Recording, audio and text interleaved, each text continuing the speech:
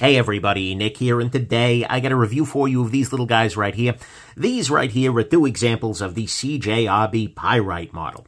Very, very interesting knives, and so let's go on ahead and take a look at them here as I clean up the blade. But first off, before I go any further, I want to thank my Patreon patrons who make it possible for me to take a look at a knife like this guy and go, yeah, that looks really good. I should check one of those guys out. Bought this guy free and clear from a retailer, forget which, maybe Knife Center? Either way, and just went ahead and picked it up, figuring, you know what, I want one for the channel, and it allows me to do this, well, in a way where there's no question of influence there. One person, though, who has certainly influenced me is Tony Scullenbrini of EverydayCommentary.com, who actually loaned this guy my way in November. It is currently August. Tony, I'm a terrible person. Sorry about the delay. But anyways, he loaned this titanium and S35 version my way, and so I told him I'm going to talk about, he knows how I do. Anyways, so there is that. But that's what these guys are. Let's go ahead and do a little size comparison, and I'll put the size comparator in between the two of them, right? Here it is against your Spyderco Delica, and what we're going to see here is that handle-wise, actually, we're not far off of the Delica here. This is not a particularly large knife, even though the sharpened blade length is actually a little bit longer than your Delica here. So it's not a particularly big knife. Here it is against the Ontario Rat number 2. And again, we are right in that same vicinity. And in fact, a very similar handle shape, but again, with a little bit more blade. And here it is against the Spyderco PM2. And what we see is, it's a reasonably sized knife. And I'll go ahead and measure up the blade here.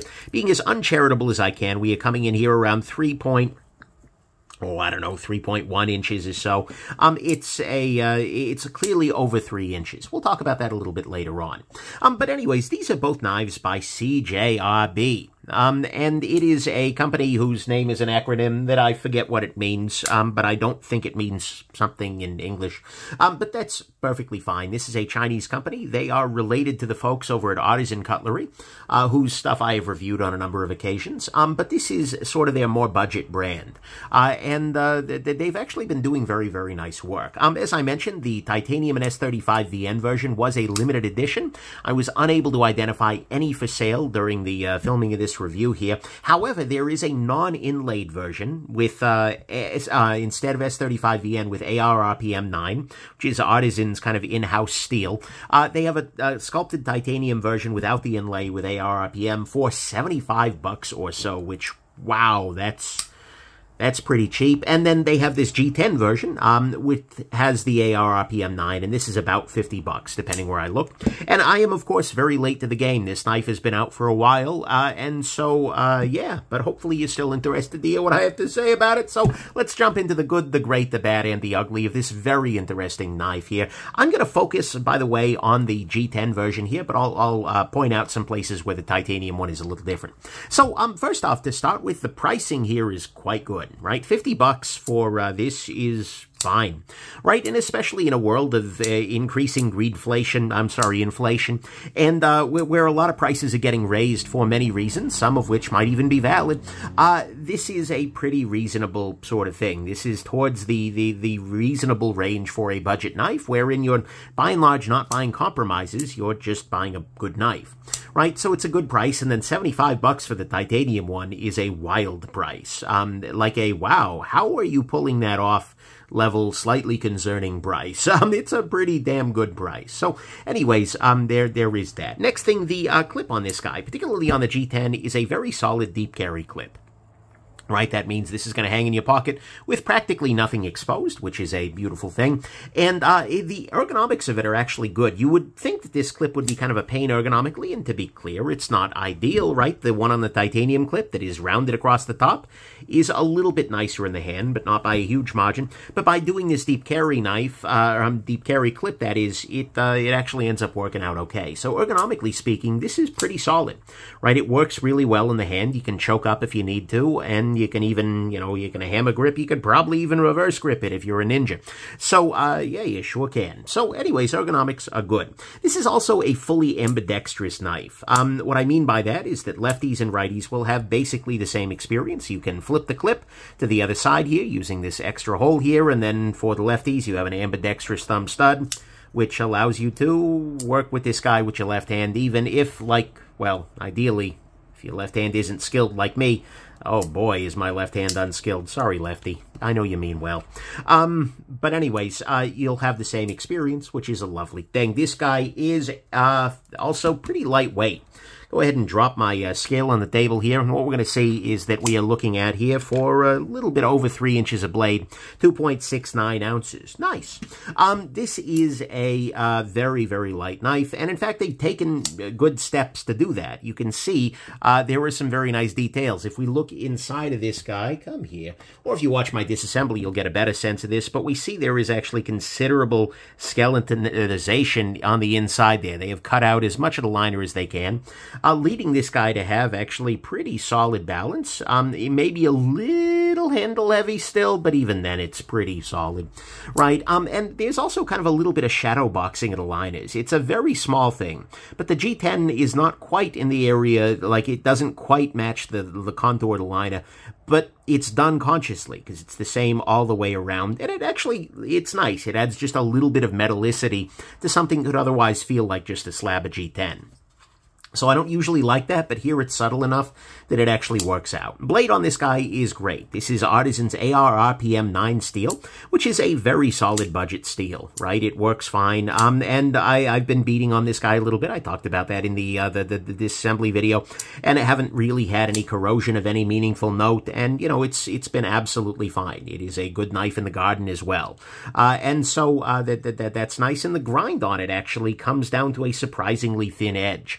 Which is nice. It's not like, oh my god, ridiculous, but it is pretty thin, so I do appreciate that a lot.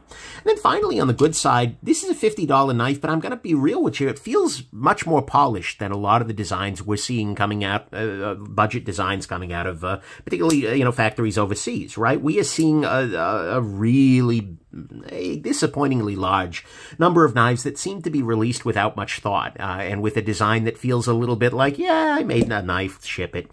This actually is quite polished. It's quite well done. They're doing not a whole lot here, but everything that they are doing, they're doing well. And frankly, it feels just above the norm in terms of design details, in terms of just raw functionality with no areas of friction, relative to a lot of your budget button locks that are out there these days. This is a knife that is pretty damn well designed. I would love to shake the hand of the designer who made this guy because it's just good, right? Aesthetically, pretty vanilla, pretty middle of the road, but functionally speaking, this is great. So, to me, all of that is the good, is that it feels polished despite a budgety price, and this guy feels very good. This is way more polished and feeling than otherwise. Speaking of polished, you can see right here, yeah, nice polish on the blade. But it feels polished. It's got a great blade, some nice details. It is lightweight. It's fully ambidextrous. It is solid in terms of ergonomics, with a good deep clary clip. Clary clip, yeah, that's sure. And that is a pretty reasonable price, certainly for the G10 one and also for the full tie. On the great side, to me, the best part about this guy is the action. This is a ridiculously good action, right? This is a really nice button lock action. It is worth noting there is no secondary detent on this guy, so you can actually just press the button down to deploy it in that gravity style. You do want to check your local laws about that one. There are places that have specific guidelines, that might consider this a gravity knife. Talk to your lawyer, not a YouTuber. But nonetheless, that is one possible concern. But nonetheless, the action of it is just really good. It feels great. It's very fidgety. It's very, very, very nice. So this is just a great action. They have done the button lock element of it very, very well, and it absolutely works out. So to me, that's what's great here. On the bad side, there's really not much bad here, right? The blade here, like I said, is about 3.1 inches. Puts it over the legal line. For a lot of places, 3 inches is a magic number. But more painfully, this is not 3.14 inches long, which would have made it the Pyrite. And so that was very frustrating to me, and I think they really do need to do better. Next thing, one thing that you noticed during the disassembly video is there is one washer in this knife, and it is on the clip side here, facing the blade. I don't know whether that is an issue, like they solved a centering issue on my particular knife by including that washer, or whether it is a crucial component of the knife that I somehow don't understand why it needs to be a crucial component, but it is in there, and that could be something that if you get rid of it, you end up with a little bit of jank in the action. So generally speaking, I prefer knives that don't have the extra washers, or that when they do, they are symmetrical. But that was just a little bit on the weird side. And the only thing about the construction here that feels at all janky. And then finally, on the bad side, this is a little bit vanilla, right? There's just not a lot of wow to it, right? This is one of those things that is a knife-shaped object. You ask freaking ChatGPT to draw a knife. I can't do that yet, but still, you're going to get something that looks a whole lot like this and not a whole lot more unique than anything else. That's fine. It works. It's a good functional pattern, but it's not design-wise. There's no real mastery or expertise to the aesthetic of it, right? This one actually, say, is a little bit better, right? This feels fine, but it's a very vanilla piece. A lot of people don't necessarily give a damn about that proclamation, but it is definitely one of those that, you know, okay, yeah, sure, it looks like a lot of them out there. But on the bad side, that's actually it, right? There's really not much bad here. It looks a little bit vanilla. There's that extra washer in there. It's a little janky. The blade is just over the legal line. And I mean, one could argue that discontinuing this guy as quickly as they did is bad just because it's the limited edition dumb games that all the knife makers are playing these days. But honestly, there's just not much bad here. This is a really solid knife, and there's certainly no ugly. So let's go into the final conclusion, because in a lot of ways, this is a review that bothered me because it made me feel like I don't know, maybe I'm missing something, right? I took way too long to do this because I kept thinking, okay, for $50, there's got to be something else here, right? There's got to be some issue. But really, there's not. My only complaint that is of any seriousness is that it's a very vanilla design, and that doesn't even bother a lot of people, right?